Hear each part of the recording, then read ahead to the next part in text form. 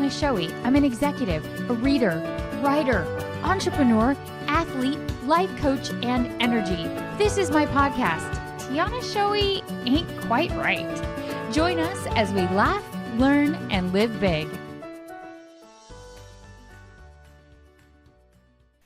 Hello, everyone. This is Tiana Shoei, and welcome to my podcast, Tiana Shoei Ain't Quite Right. Thank you guys so much for tuning in, and thank you for coming back. I did take the month of October off because I had more on my plate than I could manage. No, actually, that's not a fair way of saying it. I needed to take a step back and reorganize myself, and I didn't want to produce subpar podcast episodes because I was trying to do too much at one time. So thank you guys for understanding that need for a quick break. And because I am an essentialist at heart, Greg McKeown's Essentialism, one of my favorite books, I knew that something had to just hit the pause button for a minute. And unfortunately, it was this podcast. But I'm excited to be back. I've got a lot of great stuff lined up for you guys. I'm still got my nose in a book nonstop and got a lot of great content that I am looking forward to sharing with you guys. And one of the things I probably haven't mentioned, if I have, it's just been in passing. I am in school right now because I needed something else on my plate. I'm finishing up my life coaching certification. I'm going to be a certified life coach, and I'm doing it through the NLP school, the INLP school, which NLP stands for Neural Linguistics Programming, if I could say it right. And I have learned so much. So I have gone about halfway through the material. I have all my coaching hours now. So all I have to do is finish up the material and go through some rigorous coaching where I am judged like in live coaching. And then I will be an official certified life coach through the INLP. And it takes this is not an insignificant thing, but I bring all this up to bring this up in English, what I'm trying to say. I bring all this up to say that I've been learning some cool NLP stuff, neurolinguistics. And so today I wanted to share with you guys something that I have learned in my life coaching school that will be a tool that will change your life. And I've actually gone through this practice with several of my clients, and it's just amazing. I did it first on myself and used this for myself. And it's been amazing to watch what happens when you put these simple tools in practice. So I'm excited to share this with you guys and talk about today's subject, which is going to be how our brains work, our thought process. And I've done episodes talking about our thinking before. One of the quotes that I like to say all the time is, your life is moving in the direction of your strongest thoughts. And this is such an absolutely true statement. And so I'm excited to talk about a different take on our thought process in today's session. So as usual, we begin and end with a quote. So I'm excited for this quote because what we're going to do is we're actually going to talk about a tool that I'm going to teach you on how to get refocused when you find your brain in kind of an anxiety mode or an overthinking mode. Any other overthinkers out there? I can be a terrible overthinker.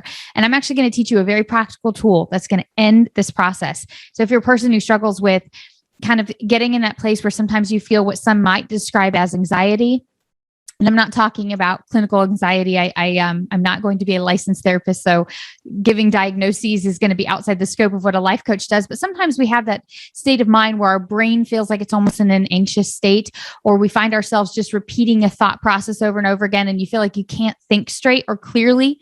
I'm going to give you a tool to fix that. So our quote for today is, the quality of your thinking determines the quality of your life. And that is by A.R. Bernard. The quality of your thinking determines the quality of your life. So I've been learning, as usual, reading a book. I've been reading a book. And the author of this book brings to light in the book, and it's a coaching book. So that's why I'm not giving you the title, because unless you want to become a life coach, it's probably not something that would interest you. But he brings to light the fact that our life is primarily made up of our thought processes. How we perceive the world around us is the reality that we create for ourselves.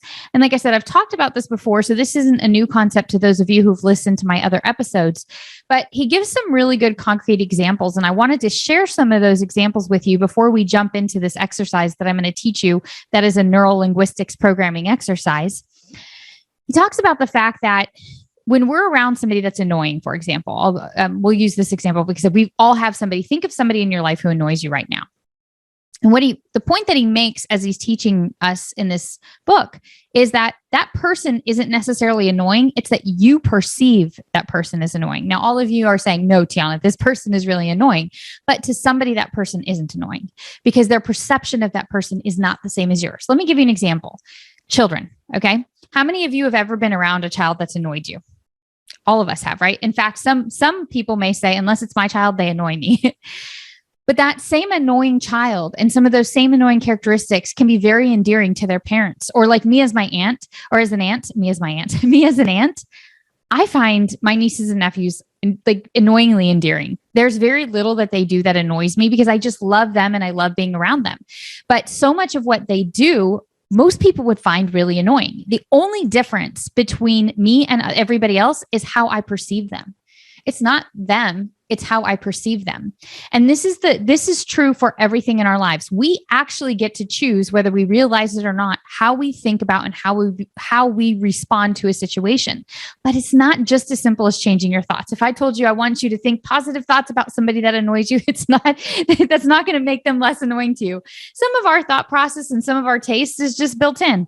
I can guarantee you, every one of us who's listening right now, if we were to sit down and come up with a list of foods we don't like, we're all going to have different items. There may be a few similar items.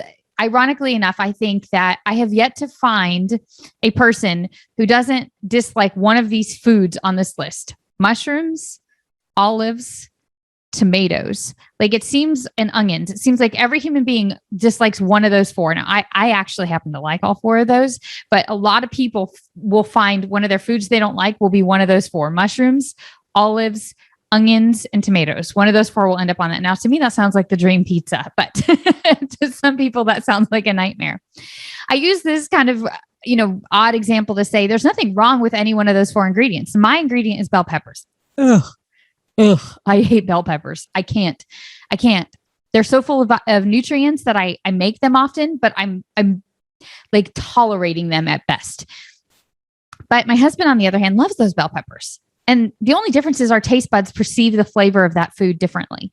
It doesn't make the bell pepper better or worse. It doesn't change anything about the bell pepper, but it's how we perceive the reality of that bell pepper that changes. And that is true with the situations in our lives. Some of us are living through situations, and don't get me wrong, there are some certain situations that no matter how you paint them, they're bad, right? Obviously somebody going through, an illness or dealing with some sort of trauma of some sort. But even things that we consider uncomfortable in some instances would be a dream come true for some people. I have to remind myself this often, and this is going to sound so petty, but it's true. I'm not a big fan of doing the dishes. Of all the things in the world in my house I can do, I don't want to stand behind my kitchen sink and do my dishes. But every time I find myself standing behind my kitchen sink with a bad attitude, I remind myself that there are millions of women across the planet who would love the privilege of having the mess that I have to clean, because it means I have food on my table. It means that I have dishes to eat from.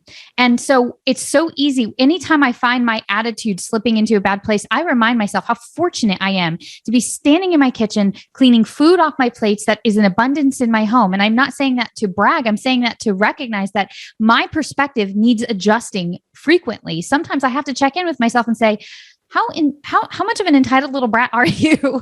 And I have to have that self check-in with myself, because otherwise I could look at my dishes not as the blessing that they are, but as a chore. And I have to keep myself re-engaged. Like, no, you are fortunate to this is a privilege. It's not a chore. It's a privilege. And that is just how I'm thinking about the situation right now.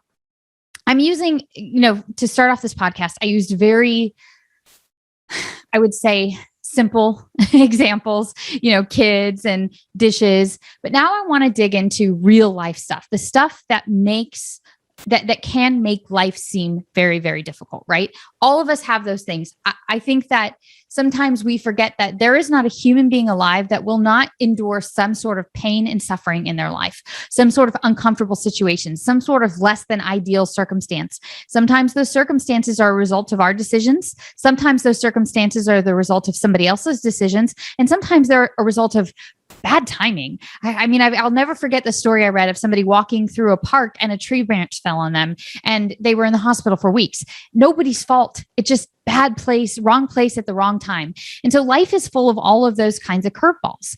And yet, and we find ourselves having to navigate through, how do I come out of this situation with the best version of myself leading the situation?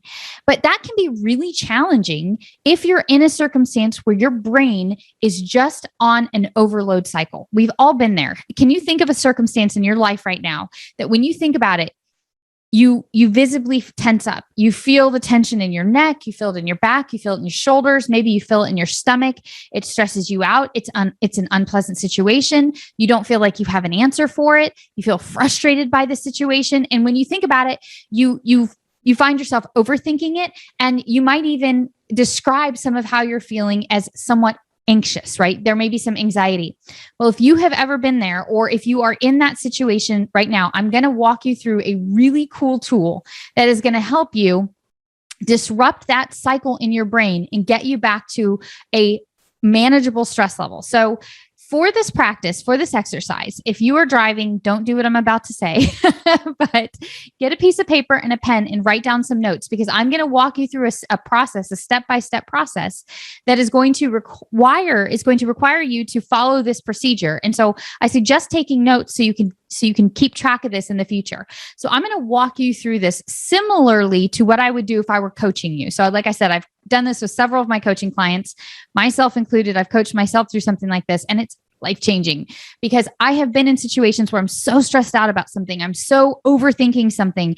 I feel very anxious about the situation. I feel hopeless. Like I can't come up with a solution. I'm constantly overthinking, and it's bringing about a visible tension in my body. And when I go through the simple practice that I'm about to go through with you guys, it allows me to reframe it, reset it, and recognize and realize everything that I was talking about as I open this podcast, which is how we think about a situation is what creates the reality. And so I'm going to give you the power tools to override your brain circuit system so you stop overthinking and stop looping and feel unable, unresourceful, incapable of solving this problem. Because here's the I'm going to tell you the magic.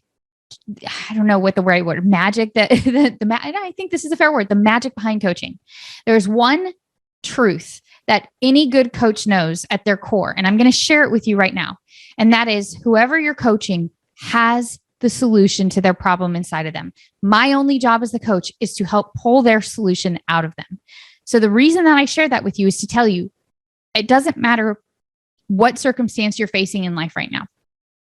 You have the answer inside of you. Sometimes you just need to reframe your thinking, or have somebody come along and help you pull the answer out of you, but you hold the answer to the problems that exist in your life right now. And I know it feels like that could not be true, but I have watched this happen over and over again. And I know that good coaching is built on that principle. My job as a good coach is not to solve your problem for you. My job as a good coach is to help you find the problem, the solution to the problem that you already hold within you. So with that said, this comes from my school. It's the INLP Center. And this particular exercise, they call Tame the DMN.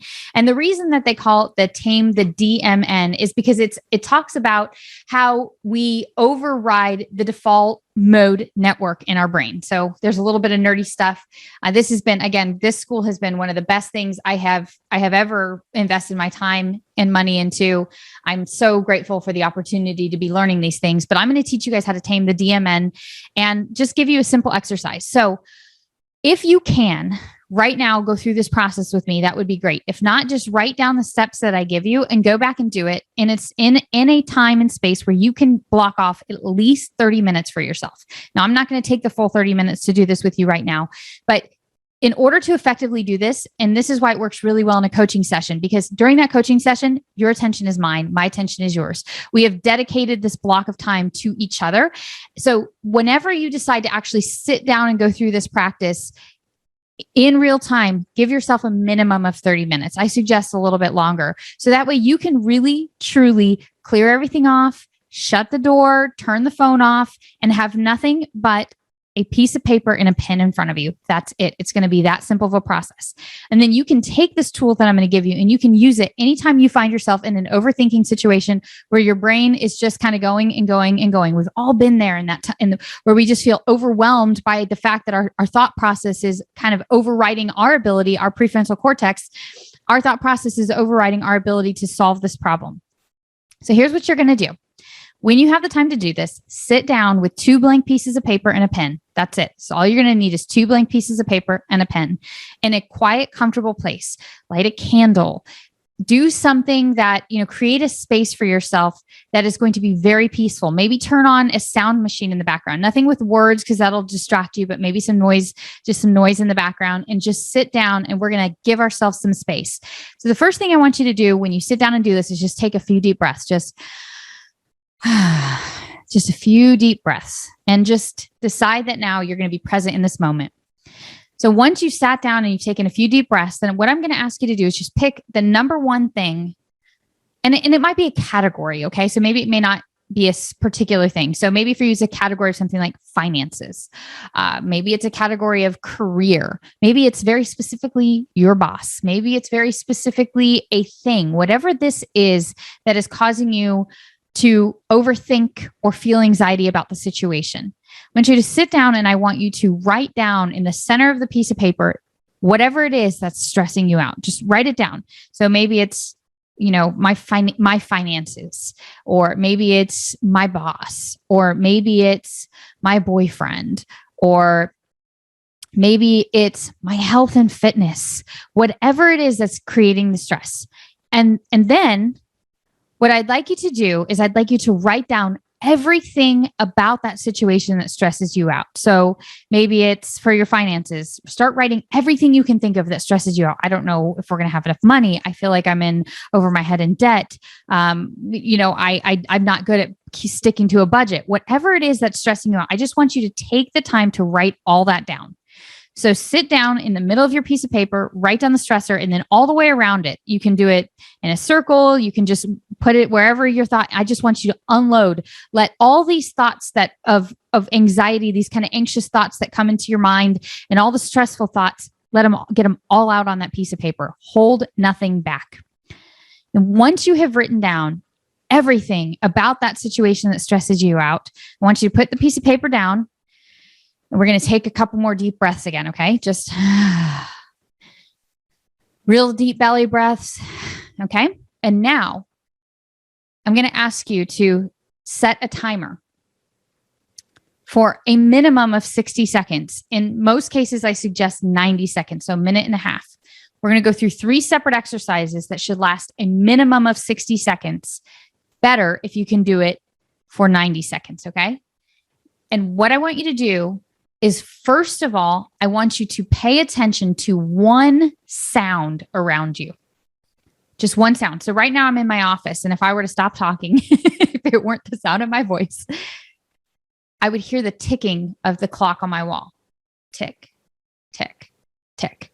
So I'm going to hit my timer for 90 seconds, and all I'm going to do is think about the ticking of that sound. I want you to think about that sound. I want you to think about the volume of the sound. Is it loud? Is it quiet? Is it pleasant? Is it unpleasant? What's the pitch? What's the tone?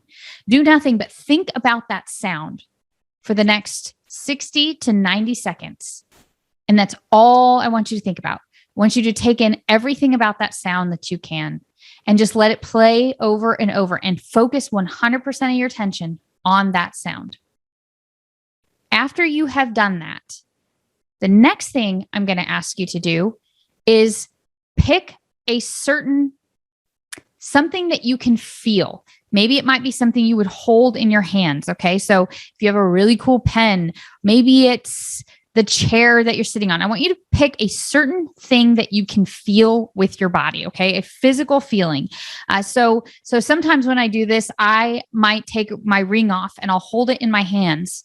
And we're going to do the same type exercise we did with the clock, with whatever it is we're going to feel. And so some people feel with their hands better. Some people feel with their feet. 90% of people, I think this is going to be a hand exercise. I want you to hold that thing in your hands, or whatever it is you decide you're going to feel, whatever sensation you're going to feel. Maybe it's your booty in the chair. Maybe it's your feet in their socks, whatever it is. And I want you to do the same type thing that you just did with the sound, but I want you to do it with what you're feeling.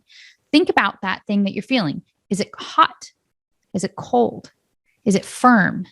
Is it soft? Is it smooth? Is it rough?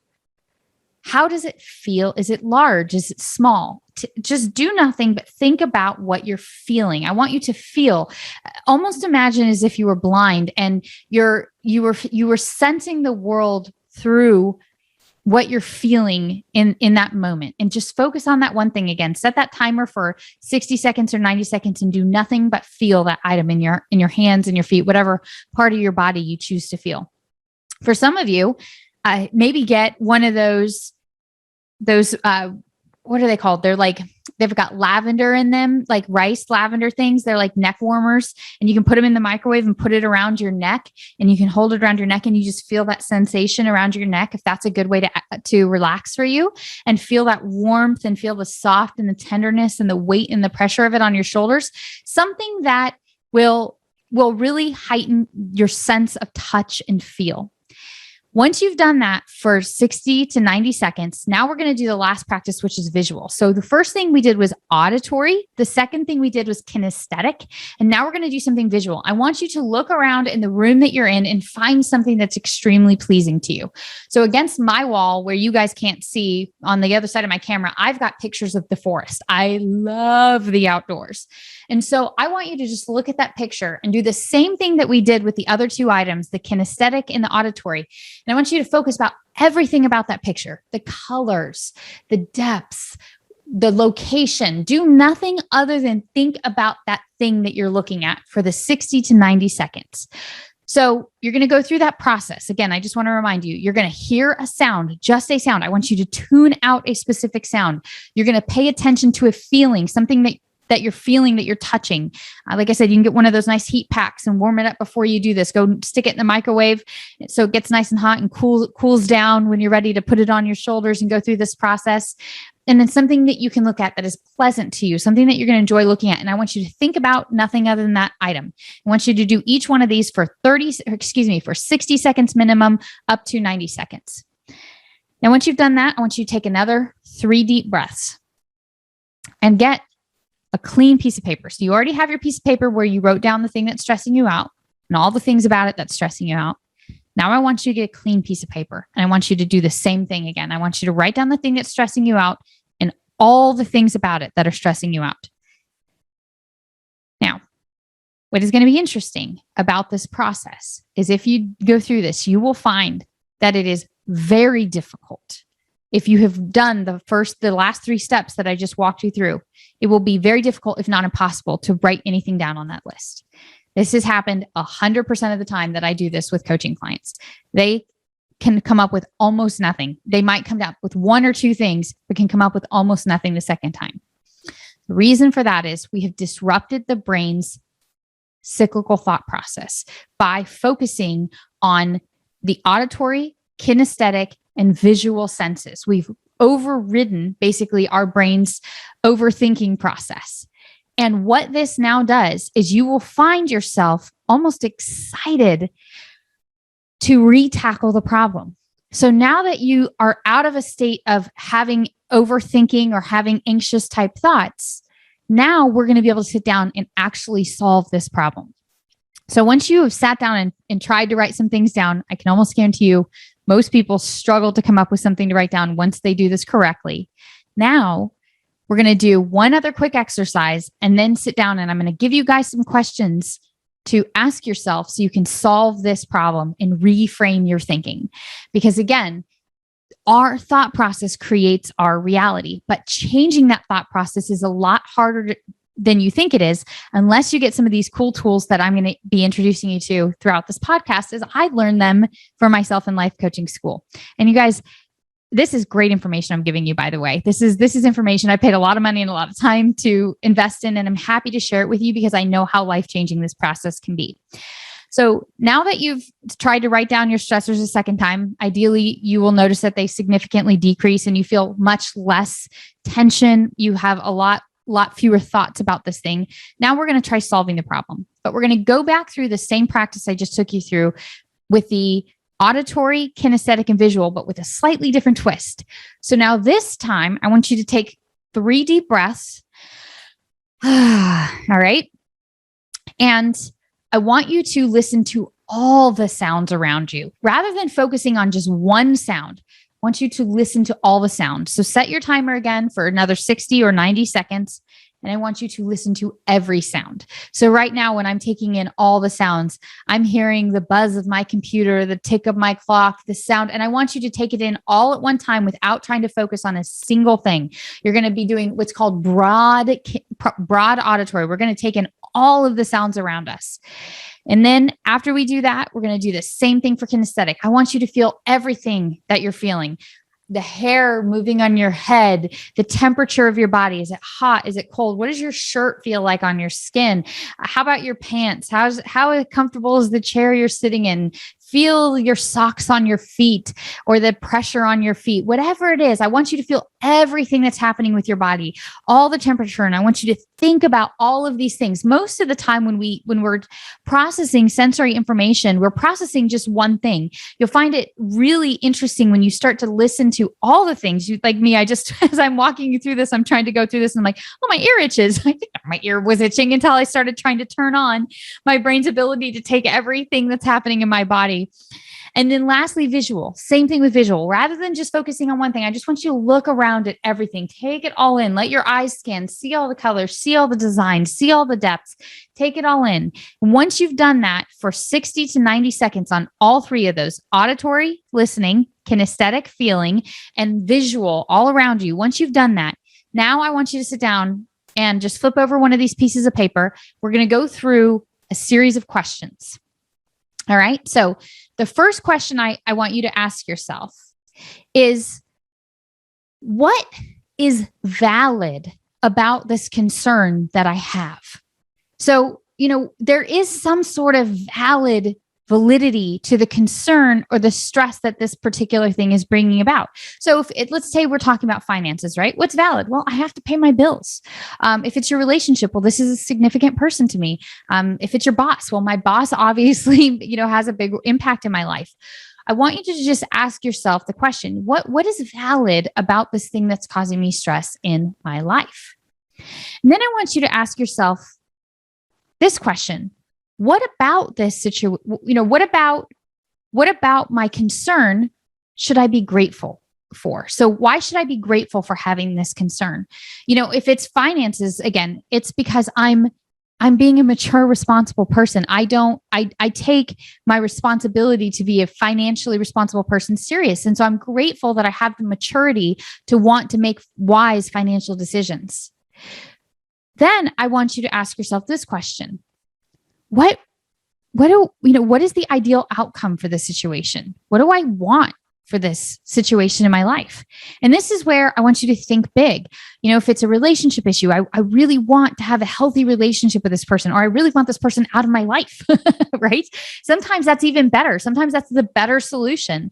I really want my finances to be peaceful, something I don't stress out about. I want I want to be on a budget and know that I have enough money coming in every month and going out, whatever that looks like. What is the ideal situation? And don't be afraid to have that real honest conversation with yourself.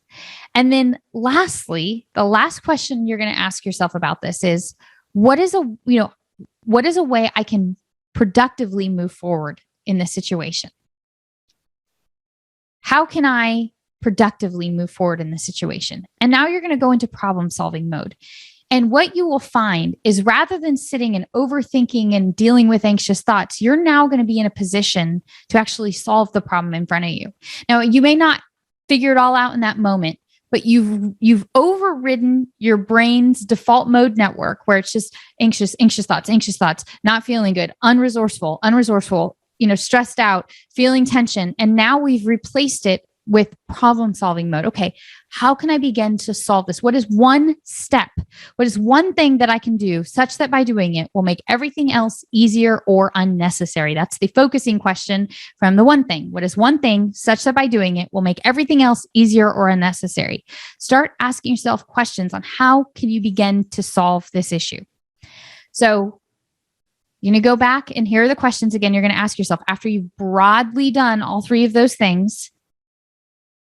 You're going to ask yourself, this thing that's stressing me out, what valid concern does it bring? What about it what about the fact that I'm thinking about this should I be grateful for? What is the ideal outcome for this situation in my life? What ideally do I want for this in my life? And what is a productive way I can move forward?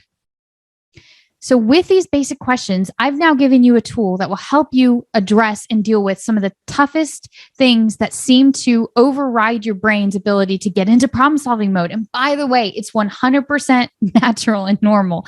So if you've ever been in this situation where you feel stuck and you're just kind of in an anxious repeating process, what I'm sharing with you is a tool that is useful for every human being. There's nothing wrong with you. You're not broken.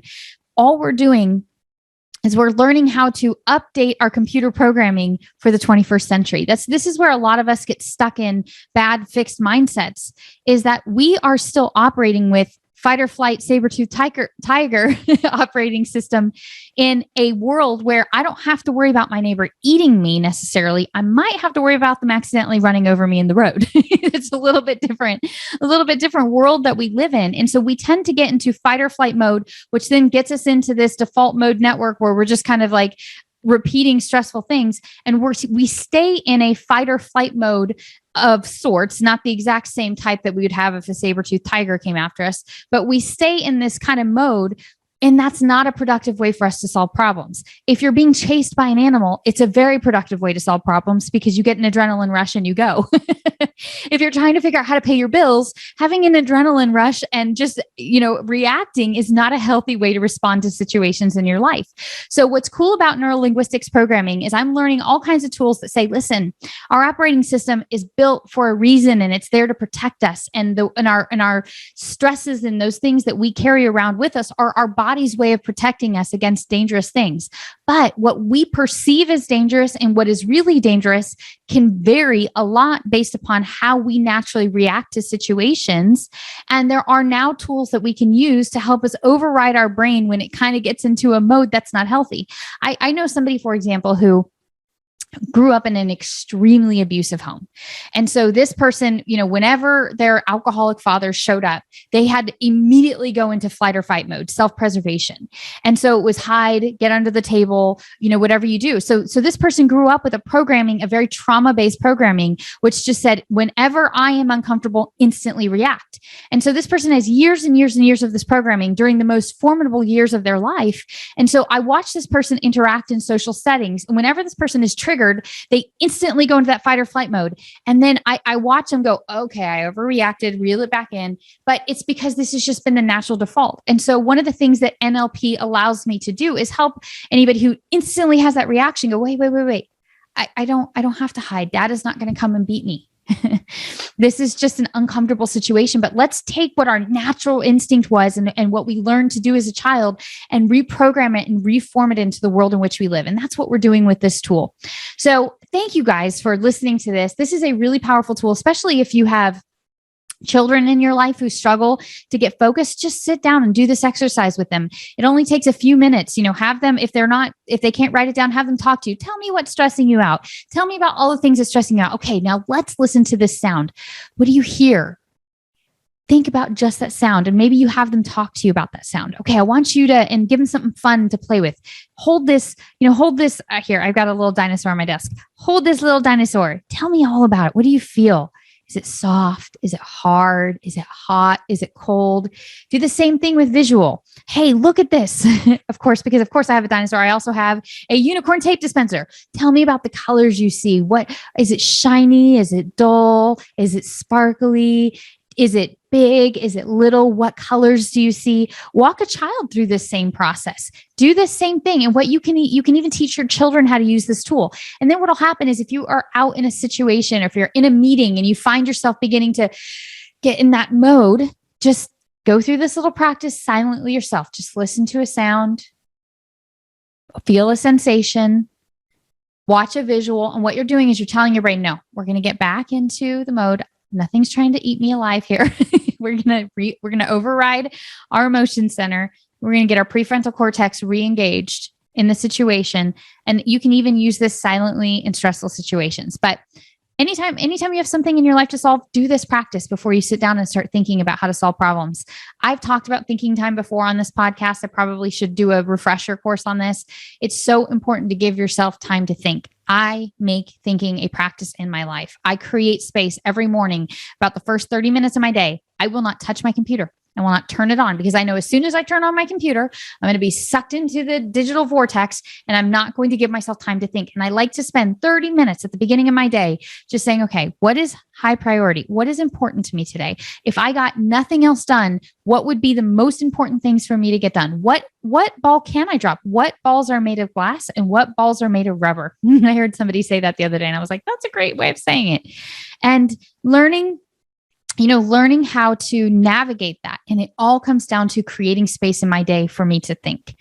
So thank you guys again for giving me time in October. I appreciate that. It's good to be back. It's good to be back doing what I love, which is just sharing practical tips on how to just have the best version of you, enjoy the biggest, best, laugh, learn, and live big. That's my whole motto for this podcast.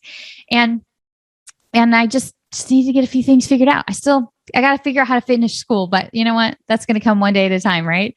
But in the meantime, remember that the quality of your thinking determines the quality of your life, which is why I love this process, because we're going to take our thinking and we're going to redirect it towards positive ways of solving the problem rather than sitting in a useless overthinking cycle or anxious thought cycle. So thank you guys again for tuning in. This podcast comes out on the 2nd and 4th Monday of every month. So until next time, this has been Tiana Shoei Ain't Quite Right. Thank you for tuning in. New episodes are released on the 2nd and 4th Monday of every month. If you like this content, please subscribe, leave a review, and tell anyone else you think that will enjoy joining us on this journey to tune in. Until next time.